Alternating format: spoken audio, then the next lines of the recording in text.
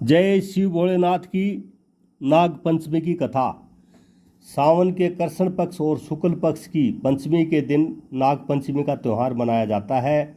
6 जुलाई को सावन शुक्ल पंचमी को बिहार, राजस्थान, बंगाल, उड़ीसा में नाग पंचमी का त्यौहार मनाया जा रहा है, जबकि देश के अन्य भागों में 21 जुलाई सावन कृष्ण पंचमी को नाग पंचमी का त्यौहार मनाया जाएगा। इस दिन नाग देवता की पूजा की जाती है। घर में गोबर से नाग बनाकर और मंदिर में जाकर भी इनकी पूजा की जाती है। माना जाता है कि इससे सर्पदंश का भय दूर होता है, साथ ही धन धान्य की प्राप्ति होती है। इस संबंध में नाग पंचमी की कई कथाएं भी प्रचलित हैं।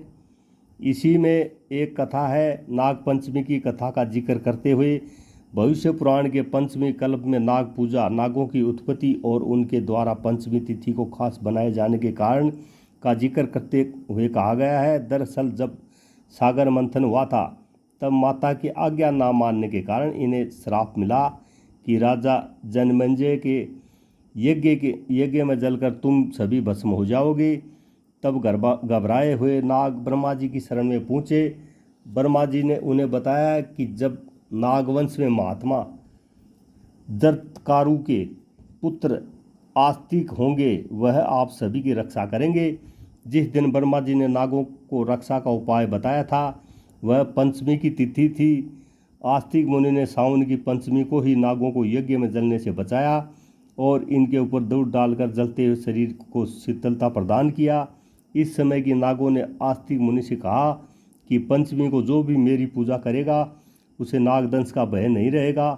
तब से पंचमी तिथि के दिन नागों की पूजा की जाती है। प्राचीन काल में एक सेठ जी के 7 पुत्र थे। सातों के विवाह हो चुके थे। सबसे छोटे पुत्र की पत्नी उत्तम विचारों की और सुशील थी, परंतु उसके भाई नहीं था। एक दिन बड़ी बहू ने घर लीपने की पीली मिट्टी लाने के लिए सभी बहुओं को साथ चलने को कहा, तो सभी डलिया लेकर के और खुरपी लेकर मिट्टी खोदने लगी। तभी वहाँ एक सर्प निकला जिसे बड़ी बहू खुरपी से मारने लगी। यह देखकर छोटी बहू ने उसे रोकते हुए कहा, मत मारो इसे, यह बेचारा निरपराध है। यह सुनकर बड़ी बहू ने उसे नहीं मारा। तब सर्प एक ओर जाकर बैठ गया। तब छोटी बहू ने उससे कहा, हम अभी लौट कर आती हैं, तुम यहाँ से जाना मत। यह कहकर वह सबके साथ मिट्टी लेकर घर चली गई और वहाँ कामकाज में फंसकर सर्प से किया वादा भूल गई।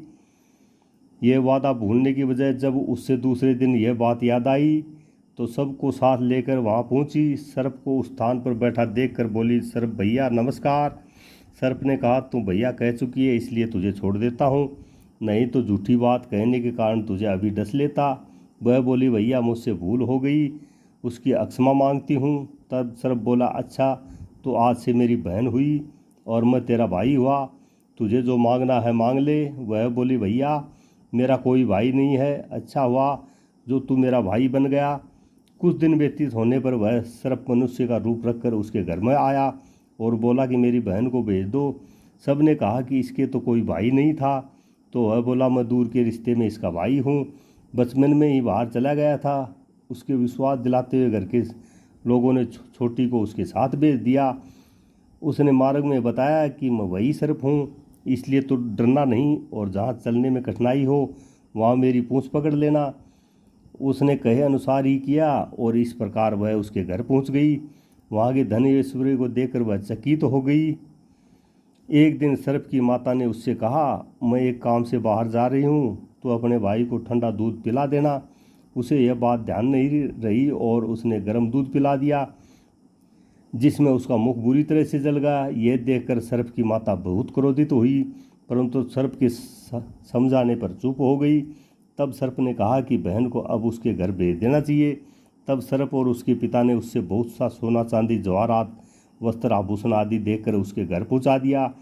इतना ढेर सारा धन देखकर बड़ी बहू ने ईर्ष्या से कहा, भाई तो बड़ा धनवान है, तुझे तो उससे और भी धन लाना चाहिए था। सर्प ने यह वचन सुना तो वह सब वस्तुएं सोने की लाकर दे दी। यह देखकर बड़ी बहू ने कहा, इन्हें झाड़ने की झाड़ू भी सोने की होनी चाहिए। तब सर्प ने झाड़ू भी सोने की लाकर रख दी। सर्प ने छोटी बहू को हीरा मणियों का एक अद्भुत हार भी दिया। उसकी प्रशंसा उस देश की रानी ने भी सुनी और वह राजा से बोली कि सेठ की छोटी बहू का हार यहाँ आना चाहिए।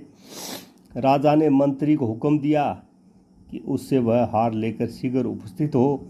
मंत्री ने सेठ जी से जाकर कहा कि महारानी छोटी बहू का हार पहनेगी, वह उससे लेकर मुझे दे दो। सेठ जी ने डर के कारण छोटी बहू के हार मांग कर दे दिया।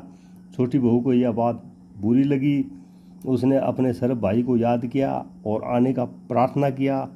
भैया, रानी ने हार छीन लिया है, तुम कुछ ऐसा करो कि जब वह हार उसके गले में रहे तब तक के लिए सर्प बन जाए और जब मुझे लौटा दे तब हीरो और मणियों का हो जाए।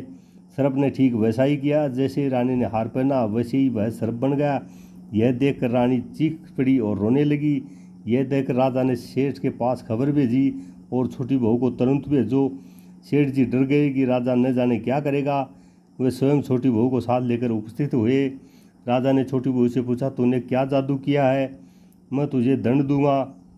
छोटी बहू बोली, राजन दर्शता क्षमा कीजिए, यह हार ही ऐसा है कि मेरे गले में हीरो और मणियों का रहता है और दूसरे गले में सर्प बन जाता है। यह सुनकर राजा ने कहा, सर्प बना हार उसे देकर कहा, अभी पहन कर दिखाओ,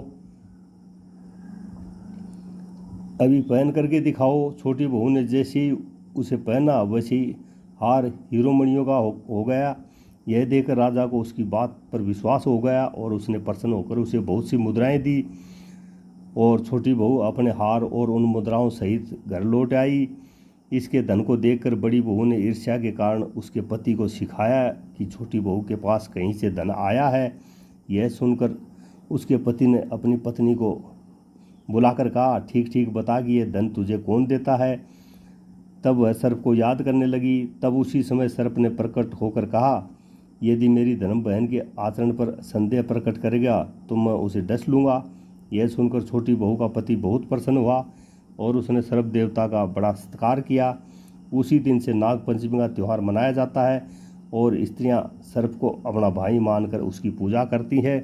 और जो भी इस कहानी सुनेगा और सर्प नाग पंचमी के दिन नागों की पूजा करेगा और उनको दूध पिलाएगा, उसको सुख समृद्धि और वैभव मिलेगा। कहानी सुनने और सुनाने वालों को भी बहुत सी सुख समृद्धि मिलती है। यही नाग पंचमी का त्यौहार की महत्व है। जय शिव भोलेनाथ की जय हो। नाग पंचमी की